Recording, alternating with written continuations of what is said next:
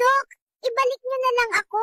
Lasenggo ang tatay ko. Baka unahin pa ang anak sa gatas ko. Pwede bang ibalik mo na ako? Bakit naman, baby? Di kasi ako makatulog sa gabi. Lagi nagbebembangan ng mama at papa ko. Ano plano mo ngayong araw? Nothing. Aantayin ko lang palitan ng nanay ko diaper ko para makapoop ulit ako. Nasaan po ang doktor? Bakit? Anong problema? Gusto ko na bumalik. Nanay at tatay ko lagi nag-aaway. Nasaan po ang doktor? Bakit, baby? I wanna go back. Grabe, nadinig ko sa nurse ang haba ng pangalan ko. Welcome to the world. Ano masasabi mo na andito ka na sa mundo? Ibalik niyo ako, nabalitaan ko kasi mahirap ang magulang ko. Masaya ka ba ngayon? Nakalabas ka na sa mundo? Masaya. Pangsyam na pala akong anak. Ano papakain sa akin ng magulang ko? Sige nga. Ano ginagawa mo dito? Nagtatago. Kung sino-sino kasi hawak ng hawak sa pisngi ko. I need a break. Birthday mo ngayon, baby. Anong wish mo? Sana ako na lang ang tropa ni Papa kasi yung tropa niya, mas madalas pa siya kasama kaysa sa akin. Hindi ka ba napapagod sa ganyang edad?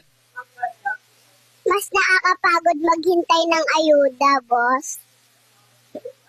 Birthday mo ngayon, baby. Anong wish mo?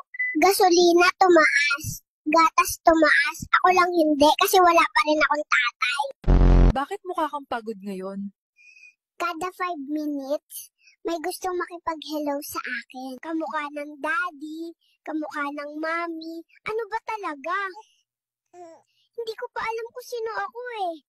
Pagod na mata ko sa flash. Parang artista lang, walang privacy. Ilang pictures na nakuha mo ngayong araw? Kahit kumain lang ako, may picture.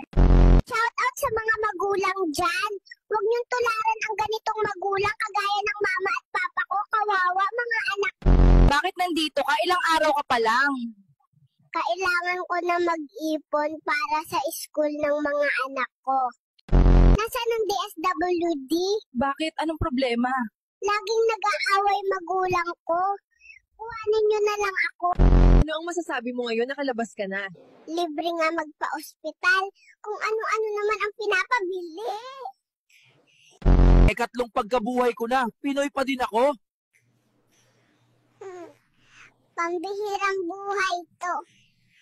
Akala ko ba gusto mong bumalik sa mama mo? Anak pala ko ni Tanggol, kaya mayaman kami. Sana all. Ganito rin ba nanay nyo? Inuuna pa ang chismis kaysa gawain bahay. Kung ganyan nanay nyo, isuli nyo na sa magulang niya. Welcome to the world. Ano masasabi mo, baby? Salamat sa Diyos kasi hindi chismosa ang nanay ko. Welcome to the world. Anong masasabi mo ngayong nandito ka na? Ibalik niyo ako, nabalitaan kong si Marcos ang presidente. Sinong pumatay kay Lapu-Lapu? Ikaw, Michael. Ba, hindi ako, sir. Kahit mahirap lang kami, hindi ko magagawa yun. Anong kalokohan pinagsasabi mo? Ang tinatanong ko sa'yo, sinong pumatay kay Lapu-Lapu?